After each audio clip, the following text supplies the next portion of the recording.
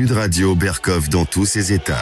Et le Gainsbourg et Berkin, 69 années érotiques. Eh bien, on est très content parce que on avait un peu perdu le contact avec Marlène Schiappa. Marlène Schiappa qui faisait la une des médias du matin au soir et du soir au matin avec, pour la bonne cause, avec l'égalité homme-femme, pour la moins mauvaise cause, avec le fonds Marianne quand même, l'histoire de Samuel Paty. Mais voilà, elle s'est lancée. Maintenant, elle va publier en mai prochain.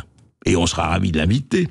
Elle va publier une new romance. Voilà, ça s'appelle la new romance. Vous savez, c'est les romans érotisés pour femmes, paraît-il, c'est pour femmes. Voilà, elle a écrit un.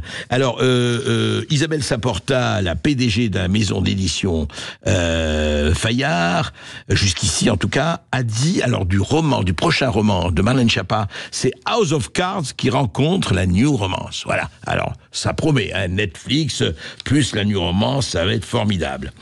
Et attention, on dit tiens, Marlène Schiappa devient écrivain. Ben c'est bien. Non, elle a beaucoup écrit. Elle a beaucoup écrit et elle a écrit, attention, elle a écrit des livres légèrement, elle n'est pas osée, enfin on peut dire osée, le titre est partout. Elle a écrit beaucoup, notamment sous le pseudonyme de Marie Minelli. Elle a publié aux éditions Blanches, elle a publié à la Musardine.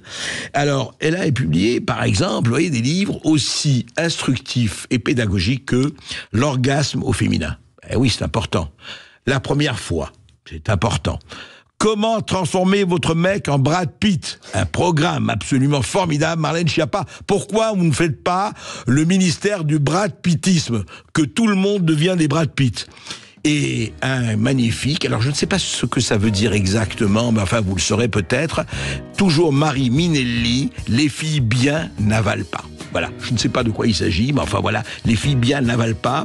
Et alors, quelque chose de très important, ça vaut le Michelin, 150 endroits où avoir fait l'amour. 150 endroits. Bravo Marlène Schiappa. Alors ça, c'est ce que j'appelle une véritable exploration dans les fondements du tourisme amoureux. Et c'est très bien.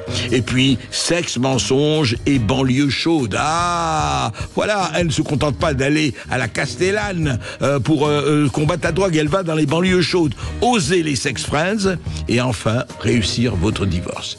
Voilà, donc à cette longue liste de livres dont je dois dire Proust et Céline devraient être jaloux, va s'ajouter la new romance et Oscars.